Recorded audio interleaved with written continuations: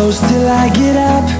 Time is Olá, amigos! Esse é o PodPuts, o seu podcast de tecnologia e segurança. Amigos profissionais unidos pela tecnologia e segurança, está no ar mais um Node. Meu nome é Heitor e trabalho na área de segurança da informação. Hoje temos um convidado que vai falar sobre segurança no Internet Banking. Estão aqui comigo meus amigos Marcelo Borges e Bruno Severo. Vamos começar pelo nosso amigo com o apelido de hacker russo. Salve, Marcelo, tudo bem com você? Salve, Heitor, tudo bem? Então, galera, eu sou o Marcelo, também conhecido como Slasher Makarov, e tô nessa estrada de TI aí há muito tempo, e hoje mais uma caminhada com vocês. Bora lá! Boa, aí diretamente do Sul. Salve, Bruno, tudo bem com você? O que conta de bom? Boa noite! Então, eu sou o Bruno, diferente do meu colega Marcelo, eu não quero ir pra guerra da Rússia, meu nome é bem simplesinho, e estamos aí, né, pra gravar mais um Node. Boa, amigos, abram o Windows, mas fechem as portas que o Node está no ar.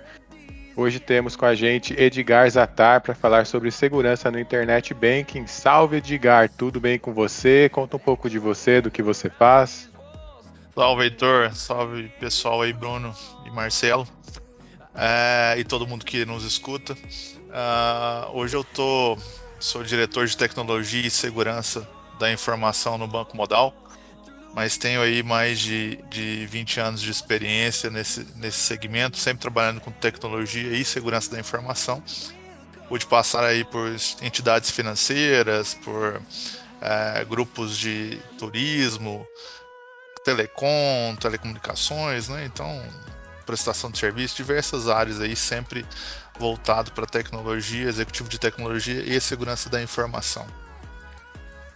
Legal, muito show. Eu gostaria de começar o PodPuts comentando sobre uma percepção pessoal, um tanto quanto dicotômica. Eu me sinto mais seguro utilizando o Internet Banking do que indo até o banco. Só que eu sei que online o número de ameaças em quantidade é muito maior. O que você acha disso, Edgar? Isso é um ponto de vista que a gente acaba tendo aí, dependendo muito da nossa experiência, o que que foi bom para nós, né? Se é bom a experiência física ou online, então vai muito do perfil de cada um. Mas quando a gente fala de experiências online, apesar de elas terem mais ameaças, né, são todas elas bem mitigadas. Então a gente consegue trabalhar bem elas. Então, pelo lado da empresa, pelo lado do banco, a preocupação com segurança sempre é muito grande. Então existe aí um investimento muito alto, junto com tecnologia e segurança são praticamente os maiores investimentos dentro de uma instituição financeira, dentro de um banco, justamente pela preocupação de deixar isso o mais seguro possível, né? E nós podemos ver que com o passar do tempo, nós temos estimativas aí de 2/3, né? Do ambiente hoje, das transações, principalmente do cenário total aí do finanças, elas já são praticamente no Internet Bank, né? Ou através de aplicativos, né? Falando no meio online, da maneira geral. Então, essa preocupação que nós temos, a gente já aprendeu a conviver com ela, porque pelo lado do banco, os bancos são os melhores clientes das empresas de segurança da informação. E aí a gente trabalha muito para que isso seja extremamente seguro. Isso tem a ver com uma cultura também, né, que precisa ser adequada com os usuários. Então, a gente faz muita campanha de segurança, né? A gente procura também avisar a outra ponta, que é o nosso cliente final, que ele precisa tomar alguns cuidados, né? Que ele precisa ali, ao acessar, ter alguns tipos de cuidado. Não vai acessar num computador que não é o seu, né? Para deixar ali as suas informações. Não vai colocar senhas simples, apesar de a gente falar tanto de assuntos já simples e bem contextualizados, isso ainda acontece. Então, a gente tem que ter essas preocupações. Não vou também estou usando meu notebook, mas vou conectar em qualquer Wi-Fi que eu passo na rua e vejo, ou de alguns lugares públicos que tem ali Wi-Fi, ou então Wi-Fi com nome esquisito que eu encontrei ali que está free, né, que eu vou acessar. Então tem toda essa preocupação para o lado do usuário, né, não usar computador público, não usar Wi-Fi, principalmente não clicar em links de e-mails que ele recebe. O banco normalmente não manda links por e-mail, né? Não é uma prática isso. Então, existe, por um lado, toda a preocupação com a informação com os nossos clientes, com os clientes de banco. Mas hoje eu falo que é extremamente mais seguro acessar online do que ir no banco, né? Porque com também o acréscimo aí de situações de sequestro relâmpago, de roubos ali, de saidinhas de banco, então isso é um desgaste, né? É uma coisa que acontece frequentemente. E são coisas que a gente não tem o controle. Pelo menos quando você está na internet, você tem ali o que você quer clicar, o que você quer fazer, quando você quer fazer, né? É muito mais fácil hoje você acessar via aplicativo do que via internet banking em si, né? Então, acesso ao aplicativo é mais seguro, está no seu dispositivo ali, tem uma camada. É lógico que você tem que ter as suas prevenções ali, mas se você seguir a cartilha direitinho, você vai ter uma maior facilidade, uma maior rapidez de acessar as transações de sua conta bancária. Edgar, eu vi esses tempos que aumentou bastante o número de ataques, vamos dizer assim, de golpes, fraudes, e até a gente comentou no Node passado, e assim, uma que me chamou muita atenção é que tá cada vez aumentando mais o tal do golpe do Pix. Pelo que eu entendi, a pessoa mandar Pix para alguém e nunca receber nada, né? E vocês têm preparado a IA dos bancos para tentar ler um pouco isso, tentar auxiliar a pessoa identificando a conta? Existe já um estudo para isso? Ou é mais a orientação mesmo ao usuário? Nós temos orientado bastante sobre isso, porque acaba que, como você pode. Você vê que quando a gente fala do golpe do Pix, pelo menos o que a gente tem mais ocorrido aí, mais visto, são empresas que criam sites fakes, né, phishings aí.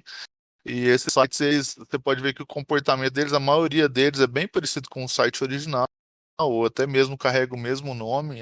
Por aí teve algumas réplicas aí de sites bem parecidos, bem semelhantes. E ali na hora de você fazer o pagamento, você faz o pagamento deslogado do site, então é uma preocupação que você tem que olhar, você está logando no site que você está comprando? Não, estou fazendo deslogado. Tem só a opção de pagamento de Pix, né? Não tem opção de pagamento de cartão, de outras formas de pagamento. Normalmente, quando você carrega um site aí e ele está só com a opção de Pix, você tem que tomar o dobro de cuidado, né? Existem frentes dentro dos bancos de internet, de machine learning, de IA, para a gente tentar sempre captar o máximo possível, né, os nossos antifraudes. Então, a gente está ajustando isso. Mas acaba que o comportamento é muito parecido, né? Como é que você vai tratar um comportamento de alguém que quer fazer um pagamento realmente em Pix? É o mesmo processo, né? Então a gente começa a analisar e amputar nas nossas bases de dados informações que a gente já declara como conhecidas de fraude. Mas a inteligência a gente está trabalhando bastante para que isso se aprimore cada vez mais. Porém, a gente não tem uma receita de bolo de imediato, porque a forma que acontece hoje, ela é praticamente o mesmo processo, só que você está fazendo para contas de outras pessoas, né? E ali você acaba sendo fraudado, né? É a mesma coisa que quando a gente fala que tem principalmente em São Paulo, tem tido muito a prática de se roubar celulares das pessoas que estão falando na rua, celulares que estão logados, né? Tentando ali zerar uma senha de um celular de um aplicativo de um celular que já está logado. Imagina que você pega um celular já logado, né? Alguém rouba um celular que já está ali aberto, logado, e ali ela pede para resetar uma senha de banco e envia para o SMS. Então ele já está com o celular aberto, ele já abriu o aplicativo, pediu para resetar a senha e mandar uma confirmação SMS ou no próprio e-mail que está no celular. né? Então, ali já virou uma prática. Então, esse tipo de situação, elas são difíceis da gente captar do lado do banco, né? Mas a gente aprimora cada vez mais as nossas bases de conhecimento. Mas alguns truques aí, alguns tipos de roubos que são imitação praticamente 100% do mesmo comportamento que um usuário normal faz, esses são extremamente difíceis de serem bloqueados. Nesse caso de roubo de celular que está na mão das pessoas, eu acho que um recurso novo que a maioria dos bancos estão adotando, que é a reconhecimento facial, já ajuda a mitigar um pouco esse caso, porque você ainda precisa botar a caretinha lá para poder liberar o banco. Sim, a Então, gente usa face match, isso aí são práticas que a gente usa para mitigar, sabe? eu estava Então, pensando nisso. Uma foto, o sistema consegue diferenciar bem uma foto por algum motivo? consegue, consegue. A gente aprimora bastante. É um dos primeiros testes que a gente faz, né? E a gente aprimora isso em análises para poder ver um ambiente 3D, a foto em si, como que a luz. Então você consegue ajustar vários parâmetros no FaceMatch para que ele não caia nesse tipo de situação, né? Então, você precisa realmente adequar, preparar isso. Você não pode deixar esse tipo de controle no básico, né? Então, assim, essa questão de foto não pega com a gente, né? Na maioria E dos estudos. com certeza, porque especialmente o rosto masculino muda, às vezes tem barba, vem sem barba, fica careca. Isso. Então, mas esse treinamento precisa ser de uma pessoa específica ou aprender no geral, a inteligência já vai entendendo que funciona para mim e para você, se você entender, se ele treinar para ver com uma pessoa com barba e sem barba? Na verdade, a gente tem uma série de parâmetros, ele consegue reconhecer, né? Aí ele tem traços específicos, a íris, né? Você pode ver que um face match de olho fechado, ele não funciona, né? Se você testar no seu próprio iPhone, no seu Android, que seja aí com o seu telefone, tentar desbloquear a Apple Face e seu olho estiver fechado, o olho é um dos principais itens que casa ali naquela estrutura do rosto, o olho e tudo. Então tem uma série de algoritmos ali que ele reconhece, né, para poder fazer a liberação do Face Match em si. É que esse negócio que ele falou de olhar a íris, me lembra uma época que a galera estava baseado na qualidade também da foto, né, mas as fotos estavam conseguindo dar zoom a tal ponto de ver a digital das pessoas. Você lembra que a gente já discutiu isso num Node aqui uma vez? Verdade. Edgar, seguindo essa mesma linha do Marcelo, tu falou aí que vocês treinam a inteligência para fazer essa parte de reconhecimento, de saber o que é uma foto, o que não é. Isso aí é por machine learning ou há todo um trabalho de programação em cima, assim, vamos dizer, mais manual? Existe as duas coisas, tá? Então, assim, a plataforma em si, algumas adequações de configuração, né? Alguns fornecedores hoje são bem mais preparados e a gente tem parâmetros a serem citados ali para poder deixar cada vez mais ajustado, né? Até como não só como face match, mas também como os antifraudes da vida. Então, se você fecha demais, o antifraude ele não deixa passar nem aquilo que não é fraude, mas que tem qualquer tipo de características, dependendo de como você configurou ele ali. Então, existe aí as duas formas. Existem coisas que a gente configura e programa dentro dos aplicativos, tem coisas que a gente configura dentro da solução que a gente adquiriu, e tem coisas que são aprendidas pelo próprio machine learning.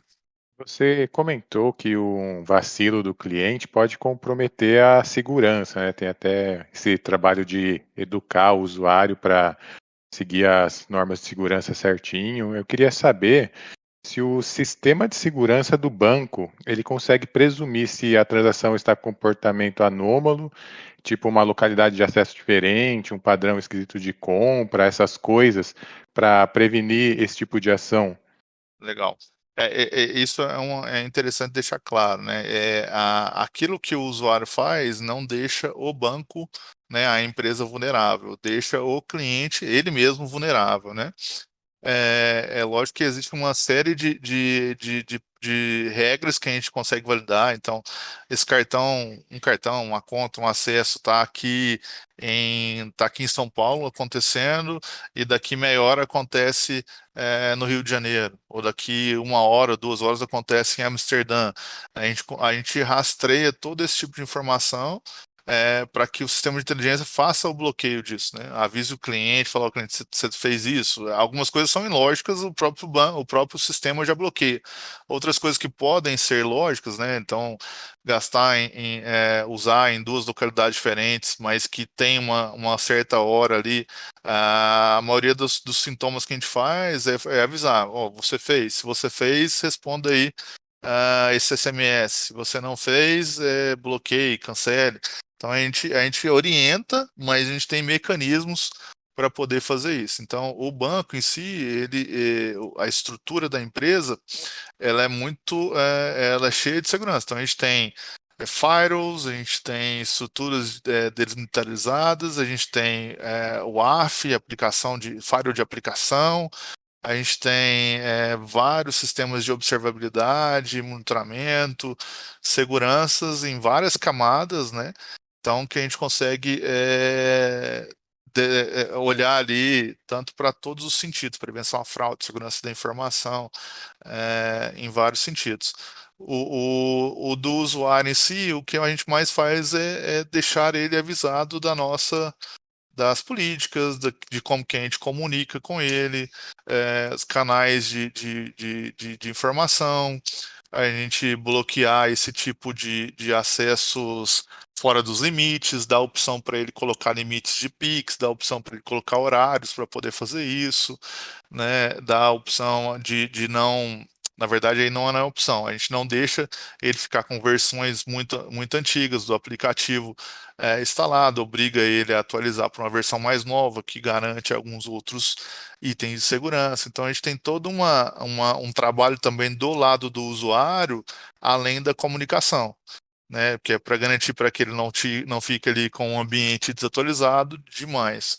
Então, a gente tem nas nossas informações quais são os tipos de equipamento que eles usam, né, qual o tipo da versão, porque aí ali em cima disso a gente vai mandando versões novas de aplicativo, obrigando um pouco ali de alguma forma o cliente a atualizar o seu iOS, o seu Android ali, o seu ambiente, né? Assim, tu tá falando aí que vocês têm toda essa estrutura, todo esse trabalho aí. Aí eu tava pensando, só de curioso, como é que funciona isso dentro do banco? Vocês têm um Blue Team, um Red Team, um Purple ali trabalhando? É uma estrutura única ali, todo mundo engajado numa única coisa que é só a defesa ali para que ninguém consiga atacar? Como é que funciona isso dentro? Para quem a gente olha de fora, é só segurança, mas e como é dentro? Não, dentro são bem separados os times. Então, a gente tem Blue Team, a gente tem o Red Team, em alguns cenários o Purple Team. Então a gente acaba tendo uma estrutura bem segregada, porque dá foco, né? Dá foco no que a gente precisa fazer. E aí tem outras estruturas de compliance, de prevenção, de auditorias externas. Então, assim, tudo que a gente faz dentro de um cenário de banco, a gente tem auditorias aí contratadas, né? As Big Four do mundo contratadas para poder auditar, nos acompanhar, verificar processo de SOC, né? Então a gente tem sempre um SOC, um Security Operation Center, Red Team, Blue Team, time de observabilidade, olhando o cenário o tempo inteiro. Então, ferramentas de observabilidade, monitorando o cenário, ferramentas de saúde, né, de health, rodando no ambiente, de análise de comportamentos. Então a gente começa dentro da observabilidade, ver, não, peraí, nesse horário, esse comportamento é atípico, a gente não tem esse tanto de conexão. Ou não, num final de semana específico, né, numa época de eleição, numa épocas específicas, a gente tem uma observabilidade em cima de todos os comportamentos, né, hora de maior consumo, né, então acaba que os times, eles estão dedicados ali, fazer pentest, a gente mesmo faz a prática de checar as nossas vulnerabilidades, scan de vulnerabilidade, e para tudo isso a gente usa as maiores soluções do mundo. Então, assim, não é um desenvolvimento dentro de casa, eu tenho a melhor solução de scan uma das melhores de scan de vulnerabilidade. Né? Em cima disso, eu tenho um time que faz a governança disso, um time que aplica essas correções das vulnerabilidades. Né? Tem um time ali, o Blue Team, olhando para as ferramentas de segurança, o Red Team fazendo os pentests, acompanhando, aplicando ali também rotinas de segurança. Então, existe um time de segurança muito grande que faz as suas aplicações e também as suas auditorias, que por outra hora é auditada por empresas Big Four no mundo aí para poder ter esses reports, fora as nossas regulações, né? Então a gente é regulado, ambiente regulado pelo Bacen, ambiente regulado pelo CVM, ambiente regulado por várias entidades que também fazem auditorias constantes. Então isso é uma estrutura grande e bem segregada para que cada time tenha foco e faça os testes necessários. Você falou dessas ferramentas que fazem essas análises de vulnerabilidade. A gente sabe que tem alguns sistemas mais antigos que têm vulnerabilidades e que não vão ser mais corrigidas, que já foram abandonados. Por exemplo, o Windows 7, alguns Sim, mais sim. antigos. Aí, no caso, é mais interessante não dar suporte para esse tipo de sistema, em vez de correr o risco de ter alguma brecha explorada, né? Isso, você fala para o nível do nosso cliente, né, para o cliente final do Sim, banco, né? Aí a gente coloca aqui aquela solução específica ali, se é um aplicativo, naquela versão de iOS ela não roda mais, você precisa atualizar. Naquela versão de Android ou naquela versão do Windows ou o navegador do Windows, ela não deixamos o cliente mais utilizar.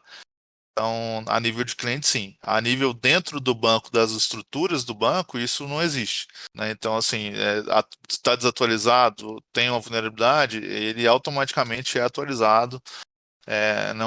Não pode existir ambiente desatualizado dentro da estrutura de servidores ou pelo lado do banco. Né? E Edgar, tu como diretor de TI, eu entendo que tu tá um degrau acima ali olhando os times de cima. Mas, assim, de curioso, qual tu tem mais preferência, pelo azul ou pelo vermelho? Difícil, hein? Ah, cara, eu vou falar pelo azul. Falar pelo azul. Né? Mas é porque. É uma pergunta difícil, viu, cara? Porque os dois times fazem assim, são extremamente necessários, né? Mas a gente. Vamos citar um pouquinho, então. Azul, vermelho ou roxo ali no meio? Então, aí o roxo fica. O roxo é o ideal, né, cara? Aí é com certeza. Aí o roxo é o ideal. Mas a gente acaba tendo ali. Todos são extremamente necessários, né? Então, assim, quando a gente vai para uma equipe ali que é um red team, quem tem aquela paixão por, por hackear, por tentar acessar, entrar ali, fazer um pentest, executar teste ali, fazer. Então, o red team é excelente para isso, né? O Blue Team dentro de casa, a gente acaba tendo um item de mais curiosidade, né? Mais ali uma mentalidade proativa. Então, isso na minha versão, a gente acaba, na minha visão, né? Edgar, acabo gostando mais de entrar nos times de Blue Team por estar ali olhando na defesa, né? Você tendo uma mentalidade defensiva. E acaba que quando você tem uma mentalidade defensiva, você teve a necessidade de algum dia ser red team. Porque para saber defender, você tem que saber atacar. Então, o Blue Team, na minha visão, é um time que eu gosto mais ali de estar como um especialista, como alguém técnico ali olhando, sabe? me fez lembrar uma frase que diz: o vermelho ganha batalhas, o azul ganha guerras. Então, é isso aí. É excelente, boa frase, vou guardá-la para mim. Boa frase, é isso mesmo. Mas o trabalho dos dois é em conjunto, né, cara? Tem que ser perfeito o trabalho dos dois juntos. Falando nessa questão assim de vulnerabilidade, como vocês estavam falando, de AI e tal, me lembrou uma coisa no Node passado, os ouvintes aqui aprenderam que a gente tem uma coisa chamada de área cinzenta na segurança. É um local onde ali a inteligência artificial não consegue determinar se houve uma fraude ou não. Igual eles deram um exemplo, uma senhorinha toda de boa que de repente resolveu fazer uma compra 4 horas da manhã. E não é o horário de compra dela. E por aí vai. Vocês têm muitos incidentes desse tipo? Isso é muito custoso para a operação de segurança? Olha, acaba que como a estrutura de segurança, falando em custoso, né, acaba que uma área de segurança é uma área que ela roda, que ela está sempre ativa, né, 24/7, sempre com muita inteligência de observabilidade, ela acaba não sendo muito custosa para nós nesse sentido. A gente tenta entender comportamentos. No caso dessa senhora, pela idade, pelo horário, você consegue fazer mecanismos para que isso seja bloqueado na própria inteligência ali automática, né? O que é mais difícil é quando você pega um comportamento de alguém que tem aquele comportamento específico, faz altas transações, faz aquilo, e quando ele passa por um sequestro relâmpago, o cara faz alta transação. Então, assim, é normal. Para mim, aquele comportamento é daquele usuário. Então, ele seguiu um comportamento que o cara já fazia. Então, esse para nós é custoso. Esse para nós é difícil da gente detectar ele automaticamente, porque já é o perfil daquele cara, né? Já é um perfil que o cara faz ali, né? Então, no caso de custo, a gente já se prepara do lado da instituição para ter as melhores soluções, independente do horário, independente do momento, independente da quantidade. Então, a gente acaba estando preparado para qualquer cenário. Pô, pois é um outro bom exemplo, né, de área cinzenta. Igual o outro nosso convidado deu um exemplo, como eu falei, a senhorinha que nunca compra às 4 horas da manhã, de repente resolveu fazer uma compra e era totalmente legítimo. E você falou agora de um cara que já tem um perfil de alto investimento e continua investindo, só que ele está no meio do sequestro relâmpago, né? Ali tá de investimento, não, perdão, de ah, alto valor, né, de movimentação Isso, transações. de transações, isso. Aí ele faz uma outra transação, só que ele tá no meio de um sequestro relâmpago. Quem lida com esse tipo de coisa, assim, se a gente for separar em times? Isso acaba sendo conjunto, né? Porque o time de red vai detectar, o time de blue vai ver o que a gente estava dentro de casa de vulnerabilidade, de alguma coisa que possa ter algum tipo de resposta. O time de observabilidade, que é um time à parte disso, que está muito ligado à tecnologia, vai estar ali monitorando isso, acionando um time de prevenção à fraude para detectar se teve ali realmente um item de fraude ou não, né? Então, são vários times que são acionados.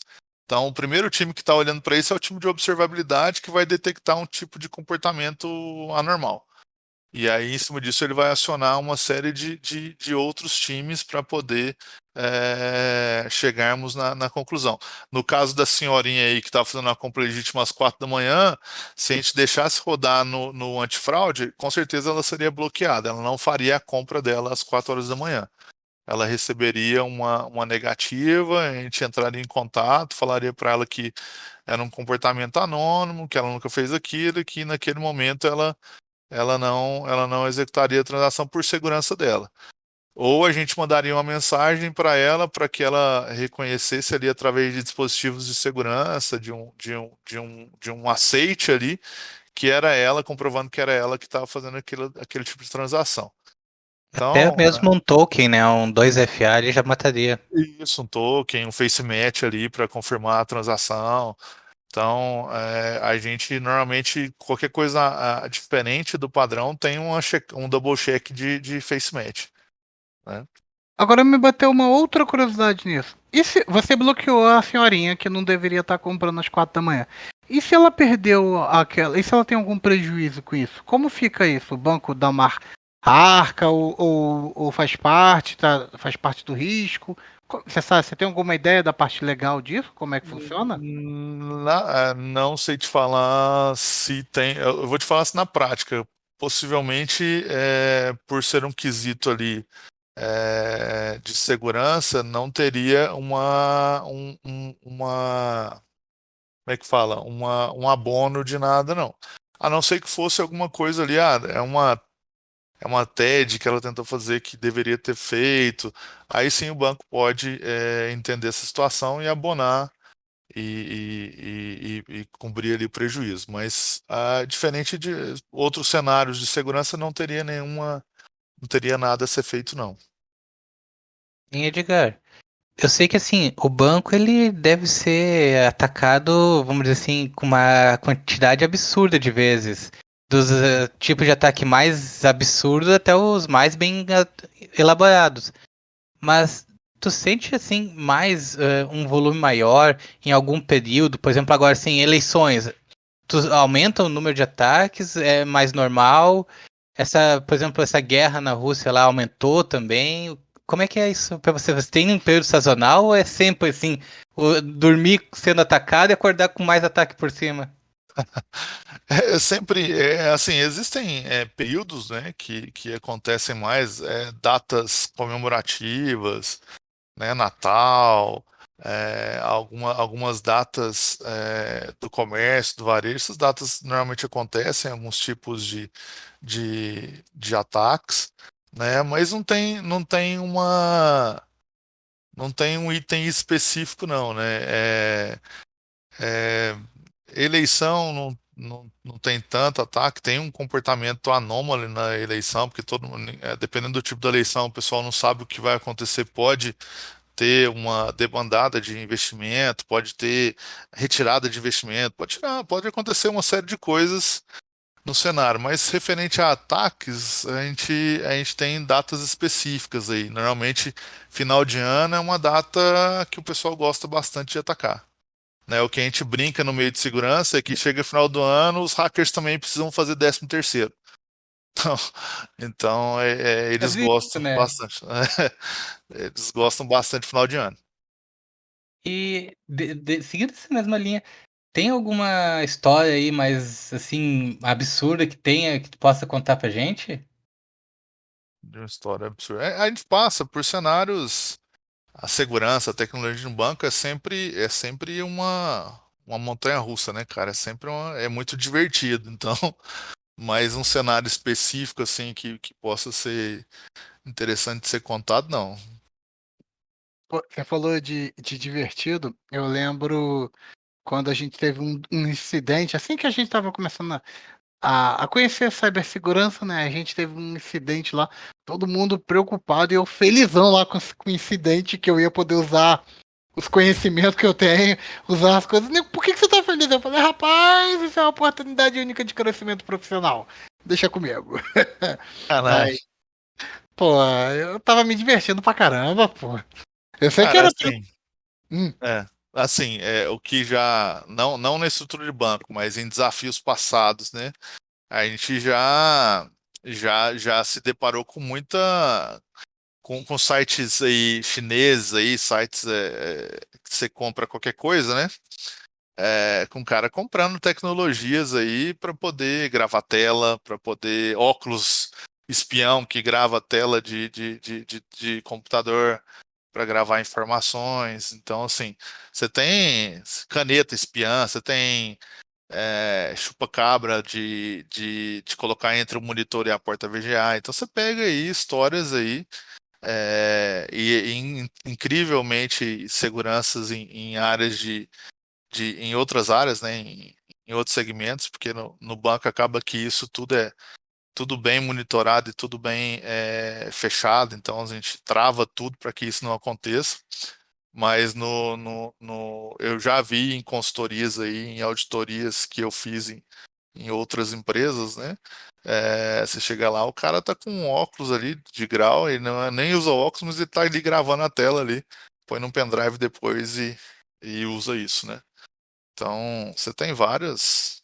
Você tem cara aí que acha que é James Bond aí, que compra AliExpress, compra esses negócios aí e vai para dentro das empresas, das mais diversas aí.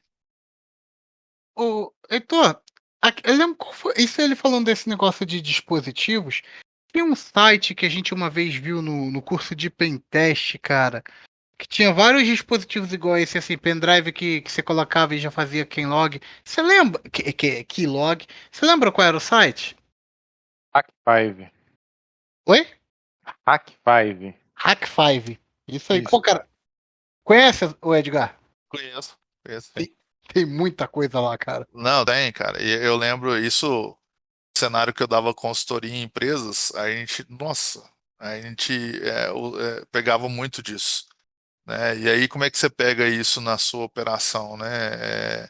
A gente normalmente tinha time de segurança envolvido com time de compliance, envolvido com a Polícia Federal ou Civil, dentro das instituições ali, participando das operações para poder desmascarar esse tipo de situação.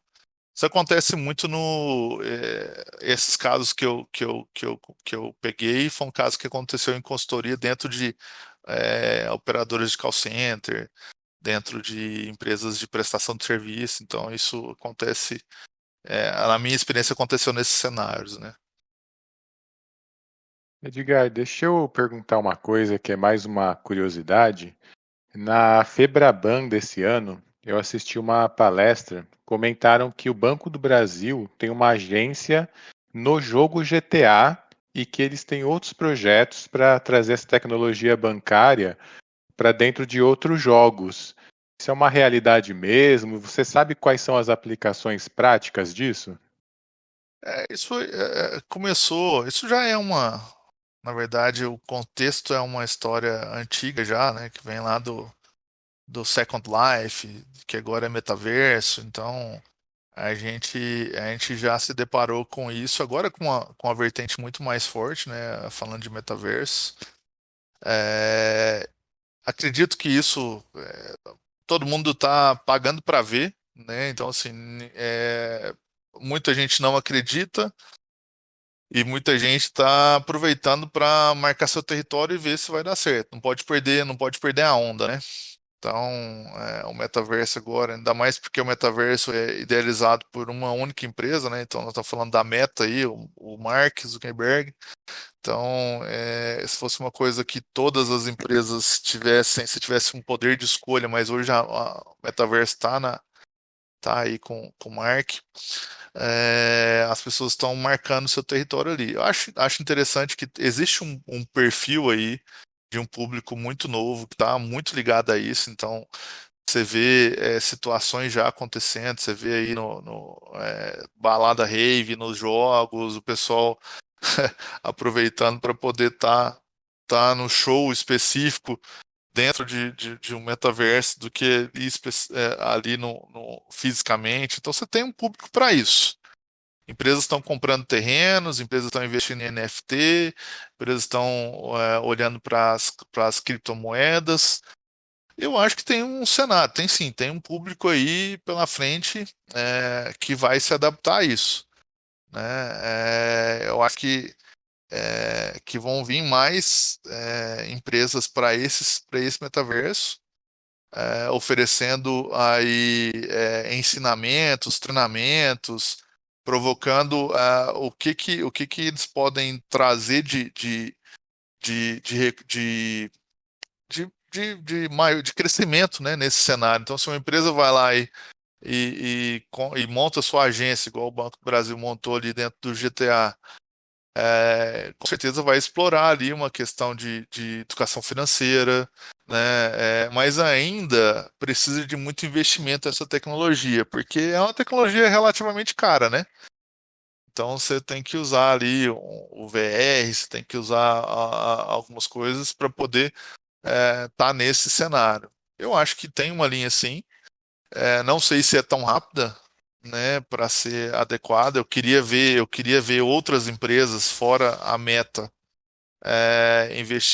investindo nessas plataformas, né? Mas você vê um público, sim. Recentemente eu vi uma igreja em Orlando que o pessoal assiste o culto ali pelo metaverso, né? Então, e aí tem toda uma estrutura, tem lojinha, tem estudos, tem tudo ali, né? Então, eu acredito na tecnologia, mas acho que ela tem que ser mais popularizada para as coisas andarem nela ali mais rápido. Pô, eu já escutei esse caso do Banco do Brasil mais de uma vez e eu não fui até agora ler sobre ele. Mas eu fico pensando, pô, eu vou o quê? Eu vou lá na agência e peço para sacar meu dinheiro para fazer uma compra, sendo que mandar fazer a compra pelo cartão de crédito é tão mais rápido e mais simples, né, assim, no caso, do que ir lá na agência, tipo, sei lá, vai que eu tô longe da agência no mundo virtual e eu tenho que caminhar até lá. Como é que funciona isso? Alguém viu? Então, eu li também o case só. O case fala de investimento, simulação de situação, situações reais que você passa por dentro da agência que você usaria na realidade virtual, é, entender um pouco das simulações do futuro ali, mas nada assim que eu veja que seja um diferencial, sabe? Na nossa geração, na minha, eu tô falando, nem sei a idade de vocês, mas na minha geração. é, Aquilo que a gente já faz online já nos dá uma facilidade. Por que que eu vou colocar um óculos agora e ver? Existem situações que eu já passei que aí sim é interessante. Vou te contar, uma vez eu estava em Nova York e tal. Eu estava com um amigo, ele precisava alugar um apartamento ali em Nova York. Só que numa grande cidade como Nova York ou como São Paulo, você consegue visitar uma casa por dia se ela tiver em bairros diferentes, né? Se ela tiver ali uma do lado da outra, ok. Num condomínio específico, ok. Mas se você tiver uma na zona sul, outra na zona leste, você não visita, você visita uma de dia, uma de manhã e uma à tarde, olha lá. Então, como é que funcionava isso? O corretor de imóveis ia na casa da pessoa, levava ali um VR e ali ela fazia visita virtual, chegando na rua, entrava na rua para o cara ver a vizinhança, entrava na casa, entrava nos quartos e fazia toda a visita ali com o óculos VR para poder comparar. Aí sim tinha uma funcionalidade ali de você ganhar tempo, conhecer e enxergar aquilo sem ser por foto, enxergar aquilo de uma maneira 3D. Já no metaverso, para mim é o mesmo contexto, só que para tudo. Você vai estar caminhando ali na rua ali e vai ver a agência, vai ver o McDonald's, vai ver uma série de marcas representadas ali. E ali você vai poder fazer compras via NFT ou compras via criptomoedas ou qualquer outro tipo de transação que a gente pensar. Mas ainda tem muito a ser melhorado nesse ambiente, sabe? Ainda tem que ser. Ainda eu acho que é uma visão muito de marketing. Eu quero estar posicionado nisso ali, eu quero ter ali um terreno, eu quero ter ali uma coisa, eu quero entrar, quero ver o gerente, quero conversar, mas é algo que vai estar muito no virtual. Eu acho importante essas iniciativas, tipo, embora a gente, talvez você, a gente que está aqui vivendo, bom, como você falou, um pouco da antiga, a gente não vê essas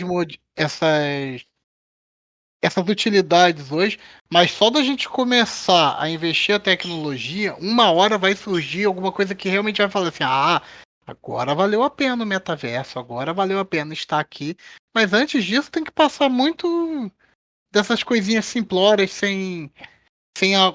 com aquela cara de inutilidade ainda, antes de virar utilidade. Isso. Tem um filme, cara, antigo, que eu não lembro agora qual filme, mas é do Bruce Willis, que eu lembro um pouquinho do contexto que o mundo acho que tinha uma grande pandemia, tinha ali as pessoas precisam preservar das doenças e elas ficavam plugadas no mundo virtual. É mais ou menos aquilo. Eu vejo que o metaverso ele vai ser muito utilizado para quem não quer se expor a um tipo de pandemia, para quem quer continuar tendo uma vida ali virtual e não querer sair de casa, se proteger de assalto, de quero ir no banco, quero ter a experiência de como se eu fosse no banco, mas sem o perigo de ser roubado, né? Então você tem aí algumas coisas que são que a pessoa vai começar a entender, né? Nessa questão, tu, por exemplo, tu é funcionário da Modal, que é um banco digital. Sim, Por natureza, você já tem uma pegada mais para a internet, para esse mundo tecnológico. sim. Quando chega essas ondas novas aí que tu estava citando, já vem assim para vocês dizendo, ó, já vamos olhar para frente, já vamos pensar nisso. Ou há uma certa cadência ali de pensar, ó, vamos com calma, vamos ver primeiro o que vai acontecer. Existe os dois cenários, sabe?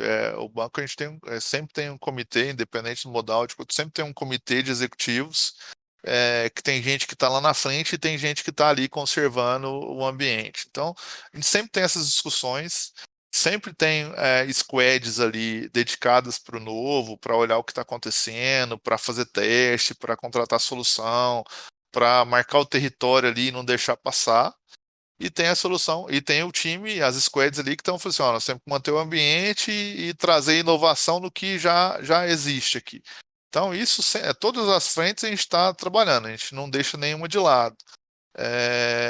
Existem coisas que estão mais para agora e coisas que a gente tá posicionando de forma mais simplista, mas sempre posicionando, sempre se colocando ali, sempre testando, sempre avaliando, sempre olhando para a segurança também, olhando se aquilo que a gente vai fazer, um tipo de lançamento que a gente possa fazer, vai ser feito de maneira segura. Então, a gente sempre olha para tudo isso. Cara, eu tava pensando aqui sobre essas coisas, notícias. Você fica bravo como membro da tecnologia, né? Membro de cibersegurança, quando você escuta assim, golpe do Pix, golpe disso, golpe daquilo, sendo que a tecnologia nem falhou, foi um erro da pessoa, por exemplo, um phishing, né? Ah, clica aqui e o cara que clicou não foi a tecnologia que falhou. E você fica bravo quando você vê esse tipo de notícia, cara?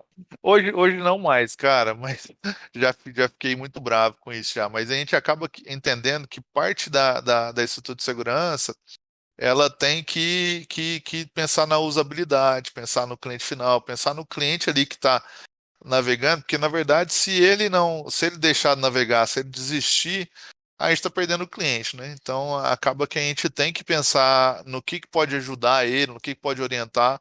É lógico que tem coisas que a gente pega e fala, cara, como é que a pessoa fez isso, né? Como é que ela deixou isso acontecer? Como é que ela clicou? Então a gente acaba tendo uma noção ali maior para poder o que a gente tem que trabalhar de comunicação, o que a gente tem que trabalhar de informação, mas tem cenários sim que a gente fala, cara, como é que alguém foi tão inocente nesse ponto? Né? Nós estamos nessa era que nós estamos agora, como é que alguém deixa isso acontecer de maneira tão fácil assim, né? Então a gente acaba criando mecanismos e esse tipo de cliente faz a gente evoluir. Porque aí a gente acaba criando mecanismos para bloquear esse tipo de situação. Isso, cara, eu vou falando e as coisas vão vindo na cabeça. Vai lá. Eu vi um comercial, eu até tava para jogar essa discussão no grupo, mas agora fica a discussão aqui pra gente online. Eu vi aquela história da maquininha de aproximação. Daquele golpe. Eu passo com a minha maquininha de aproximação perto de você, pego o teu dinheiro e vou embora. Numa balada, por exemplo. Tem a história desse golpe. Eu vi um comercial num desses anúncios que aparece no teu celular de. Sabe, quando você tá fazendo alguma coisa, você é obrigado a assistir uma propaganda? Sim. Aí eu comecei a ver uma propaganda que o cara falou que esse golpe não existe. Porque pro cara fazer isso, ele tem que ter uma coisa de. Ele tem que ter um banco cadastrado, ele tem que ter uma empresa de cartão de crédito. Assim, foi falando toda a dificuldade que era para aquele golpe funcionar. Tem que ter uma proximidade, tem que ver se não tem nada atrapalhando. Eu não achei muito bom aquilo, não, mas era um órgão oficial, tipo. Não vou te dizer que era Febraban, mas era alguma coisa ligada a banco falando que isso era impossível de fazer, que isso era mentira. O que você acha? Não, é assim, eu vou por uma opinião mesclada que foi assim, tem muita coisa que se vende que realmente não é passível de acontecer, mas assim, hoje você consegue, né? A gente sabe que se eu for, tem alguns lugares que tem maquininhas já cadastradas com empresas laranjas que o cara usa, paga uma taxa ali para alguém e resgata tudo aquilo ali, né? Então, existem aí. Então, eu não zero esse tipo de golpe, tá? Eu não zero esse tipo de golpe. Existe muito de acontecer isso, e assim, acontece de vários cenários. Aqui em São Paulo, não sei se vocês já passaram por aí, por isso, mas aqui a gente está tendo um tipo de golpe e assim, a pessoa consegue uma base de dados em alguma loja, em algum lugar, e aí ela fala: "Pô, o Edgar vai fazer aniversário agora, né, dia 4 de outubro, e eu vou mandar para ele uma cesta da Copenhague e vou ligar para ele. Ele tem meu telefone, tem meu aniversário, ele me liga e fala: Edgar, parabéns, você foi cliente Copenhague aqui, nós guardamos isso, e você é o número 100, sei lá, que não inventa uma história, e nós vamos mandar na sua casa, endereço tal, confirma o endereço, vamos mandar na sua casa essa cesta para você." Aí o cara manda, cara, a cesta vem aqui, chega aqui bonitona. Isso aqui no meu condomínio aconteceu duas ou três vezes. O cara chega com a cesta bonitona aqui e tal, entregador, aí você deixa, não, pode entrar e tal. O cara entra, vem aqui, tá na sua porta aqui, ou você vai lá na portaria, depende do condomínio. E o cara fala: "Ó, aqui, tá aqui a cesta, tá aqui." Aí você olha a cesta, aquela cesta bonita, cara. A cesta, sei lá, 200, 300 reais a cesta. Aí ele fala assim: "Ó, só que tem um detalhe, a Copenhague mandou a cesta para você e a cesta, ela é de graça, mas a entrega não é. A entrega eu preciso te cobrar 10 reais, né?" E aí, nesse momento, ele faz ali uma maquininha com display falso, que está apontando os 10 reais, mas ele acabou passando 3.000 reais, 1.000 reais. E ele passa mais de uma vez, fala: "Ó, deu erro aqui, passa de novo." Aí, na hora que você vai ver, você fez duas, três transações de 1.000, 1.200, 1.300, 1.500. Aí ele testa ali três transações, você acabou pagando por aquela cesta 3.000 reais. E aí você fala assim: "Ah, não acredito nesse golpe porque essa maquininha não tem um CNPJ cadastrado." Lógico que ela tem. Lógico que ela tem um CNPJ cadastrado, um CPF, sei lá, não sei que tipo de máquina que mas ele tem. E se fosse por aproximação, também teria. E se o cara usasse ali, quantas vezes você foi num posto pagar ali combustível e não deu conflito na máquina porque sua carteira estava próxima e tinha dois cartões de aproximação? Ah, tá. Então, sim, acontece isso. Então, eu acredito muito nesse golpe, porém não com a popularidade que ele foi vendido aí, sabe? Então, assim, existem. Não, não, não tiro o crédito total disso, mas existe sim esse tipo de possibilidade desse golpe. Sobre esse golpe que o Marcelo falou, tem dois pontos. Um é que tecnicamente é sim possível o golpe acontecer. E um outro ponto é que existem carteiras que protegem o cartão. Inclusive, eu estive na MindDSec e lá eu ganhei de brinde um protetor para colocar o cartão. A gente coloca o cartão dentro e a transação não passa. Você pode aproximar, ficar próximo da máquina, com o protetor não vai conseguir passar. Aí você tem que tirar o cartão quando você for fazer a transação e funciona muito bem. Heitor, perdão, eu não entendi. É possível ou impossível? É possível. Pode acontecer sim, se você chegar perto com a maquininha, tipo, você tá com o cartão na sua carteira normal, não é essa carteira que protege, a pessoa consegue passar o valor sim. Não, inclusive isso que você falou de ser dois cartões próximos, o cara também, nesse vídeo, ele falava: não, se tiver dois cartões próximos, pode atrapalhar, entendeu? Tudo isso, tudo que a gente acredita como que pode acontecer, estava sendo desmentido. Eu falei: cara, vocês estão sendo levianos nisso aí que vocês estão fazendo. Dois cartão próximo já a gente dá a mensagem, fala: "Cara, tá, tem mais de um cartão próximo aí, favor refazer." Esse até a gente tem mecanismo de proteção. Agora, do cara passar o seu cartão de uma maneira ali, passar uma maquininha de POS do lado da sua bolsa e você pegar, isso aí acontece. Você sabe que acontece porque você até vê brincadeiras aí, vídeos na internet que o cara passa o cartão, a maquininha na máscara, faz de conta que tá rezando. Algumas pessoas passam na calça, e isso vai passar, cara. Então, assim, se você taca a transação na maquininha e passar perto de um cartão de aproximação, é lógico que é uma distância bem próxima, não é uma coisa de louco também, não vou. Mas acredito que aconteça sim, e igual comentou aí, essa carteirinha até, eu já tinha visto essa carteira. Se eu soubesse que lá no Mindset que tava dando, eu tinha ido no stand certo, não foi. Mas acontece, cara, eu não tiro crédito desse tipo de golpe, não. Cara, mas se for sorteio, o Heitor tem sorte, velho. O Heitor ganha todos os sorteios que ele participa. Cuidado. Sacanagem. Tá todo mundo pensando aí se deixou o cartão desprotegido. Não, na verdade eu tava pensando nessa carteira aí, olha. Tô querendo uma dessa. Então, É? Vale a pena. Tem que comprar, todo mundo tem que se proteger. Aí a gente é de segurança, tem que dar o exemplo, né? tem que pôr senha também na aproximação, né? A gente sabe que é chato aí, pôr senha em alguns valores, mas a gente tem que controlar isso também. Então tem até tipo de valor que você não se importa, ok, mas acima de um valor X você tem que colocar para poder pôr senha, né? É verdade. Show de bola, Edgar. Foi muito bom o papo, mas estamos chegando aí no final do Pod Puts de hoje. Foi um prazer falar com você. Eu gostaria de ouvir suas considerações finais. Legal, cara. O prazer é meu aqui, viu, Heitor, Marcelo, Bruno. Obrigado aí pelo convite. Acho que nas minhas considerações aqui a gente sempre tem que tomar cuidado, né, falando para os nossos usuários finais. Então, assim, aquilo que a gente pensa que é bobeira é onde a gente é atacado, né? Então, a gente sempre se preocupar aí com a visão de acessos, né? Então, a gente aprende no meio de segurança a ter ali, você tem muitos aplicativos de banco, por que você não deixa num celular específico dentro da sua casa que você movimenta todas as transações? Você deixa ali, a gente tem brincado muito no conceito que eu tenho o app do ladrão, né?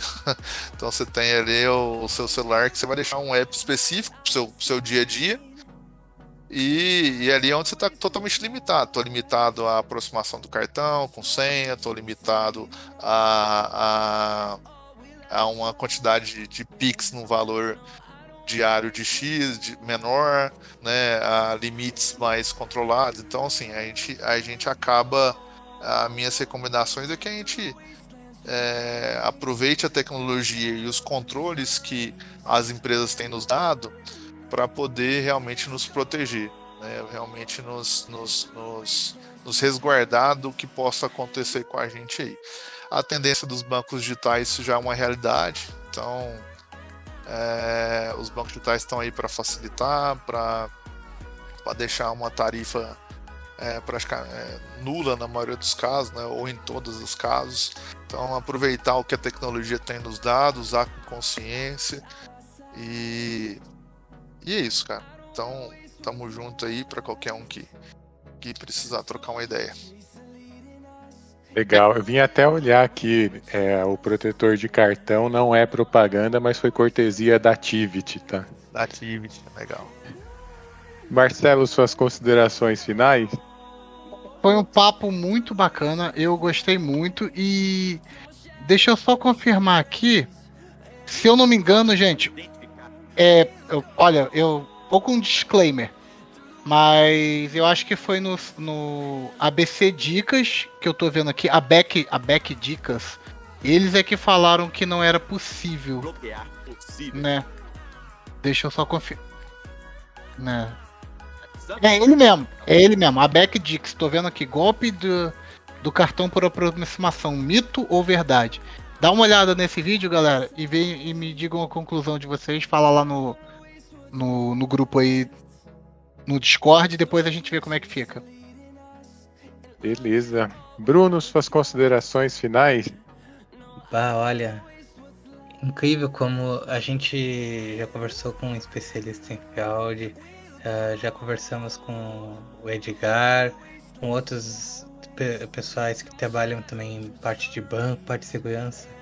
E, gente, o assunto não acaba, é incrível como a gente fala, é sempre mais, né? Parece que, assim, é natural isso. E eu acho que ainda podemos fazer mais alguns episódios. O Edgar já deixa aqui o convite, se quiser voltar, tá sempre aberta a porta. Legal, tamo junto. Se quiser falar, podemos marcar outros aí. Valeu, é isso. Agradeço aos amigos profissionais unidos pela tecnologia e segurança. obrigado pela audiência. E diz aí, já fizeram o backup hoje? Valeu!